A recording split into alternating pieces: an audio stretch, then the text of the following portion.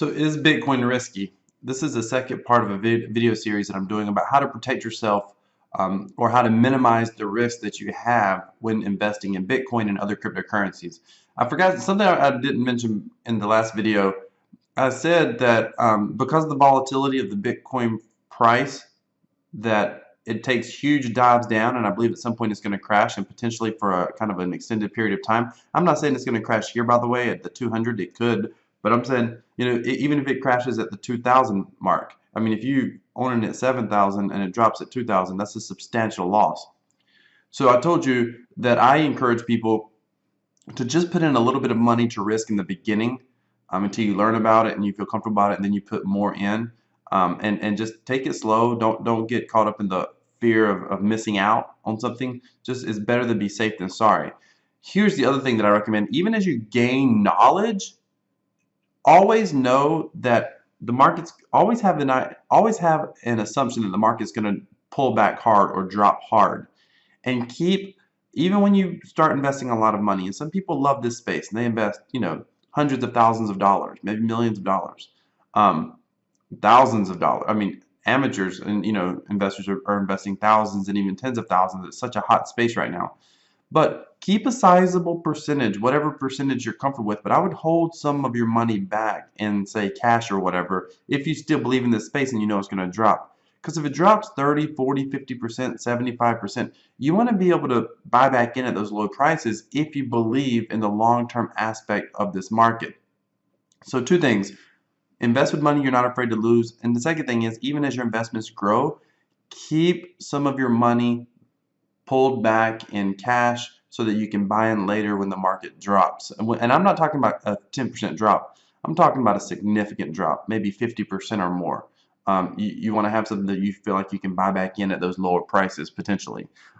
That's just what I recommend, but again, it's highly risky. I want to talk about another avenue of risk today that people don't consider, and that is the risk to the actual companies that help facilitate our transactions.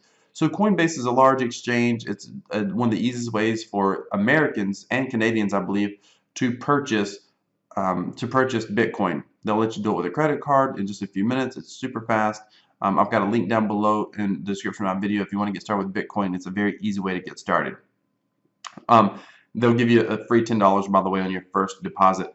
However, the thing that people don't understand is all these companies have potential risk. Two main potential risks. One is anytime you have a lot of money stored on the website, think about your bank, think about stock exchanges, they're always susceptible to major hacks. And here's one of the best examples in history is a company called Mt. Gox. Mt. Gox was a large exchange, very similar to Coinbase, it was a massive exchange actually in 2013 and 14 that handled over 70% of all Bitcoin transactions worldwide. Well, they eventually got hacked, and when they got hacked, over 850,000 Bitcoins were stolen straight out of people's accounts. There's no way to get that money back when it's gone. That was a value at the time of $450 million. I did a quick calculation to see what it would be today. Today, that would be worth $5.9 billion. That's how much money was stolen out of this exchange. And of course, eventually the exchange went under and closed and that sort of thing. So those risks are always there. I mean, that's always a real potential risk. Another risk is the government. Right here, the IRS tries to make Coinbase turn over customer accounts. Listen, governments are fickle. They love Bitcoin in some aspects and then they hate it in other aspects. Right here, check this out. This is an article where the IRS found oh, let me go back one, sorry.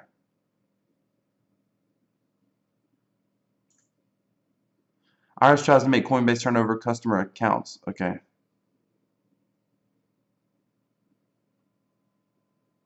I'm trying to show, they're not showing it right now. Let me see if I can find it. Hang on one second. Okay, here's what I want to show you. So the IRS claims that they wanted the account, wallet, vault registration information from all US Coinbase users trading in the Bitcoin, including complete user profile, history of changes to the user profile from account inception, complete user preferences, complete user security settings, and history, including confirmed devices and account activity. The government wanted complete user payment methods and any other information related to the funding sources for the account, and that's just request number one. They also wanted from Coinbase all powers of attorney, letters of wishes, corporate minutes, or other agreements or instructions, records for any account for which the registered Coinbase user gave a third-party access, control, or transactional approval authority.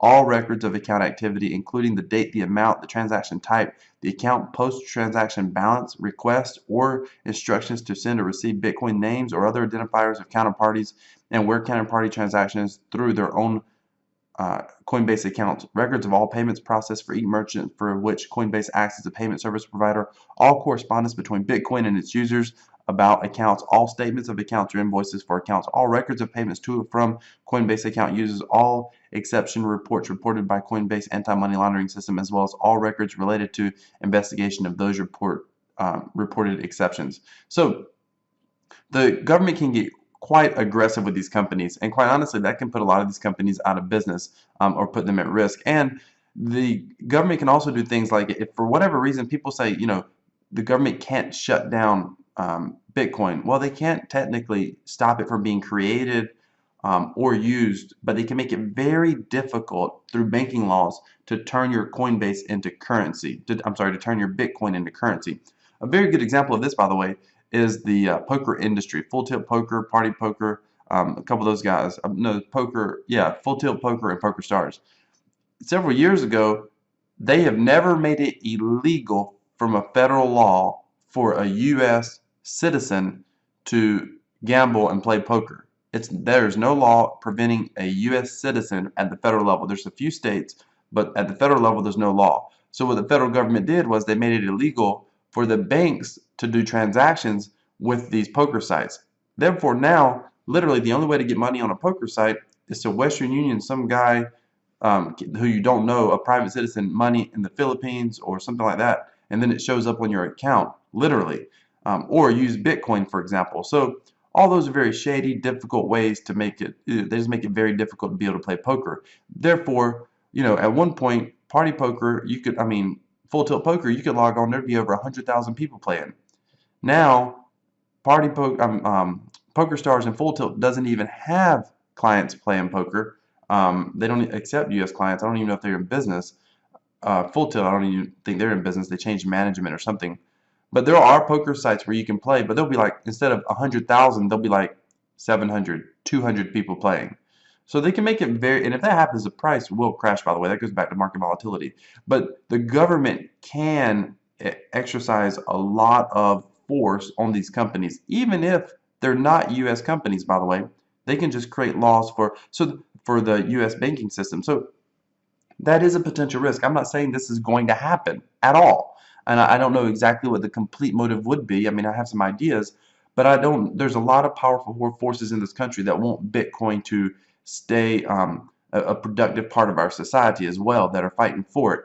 However, hence why you see a market cap, by the way, a market price of 7,000 and a market cap of almost 200 billion. So with that being said, you just want to be careful putting your money with any one company and trusting. Do not ever leave all your money in Coinbase.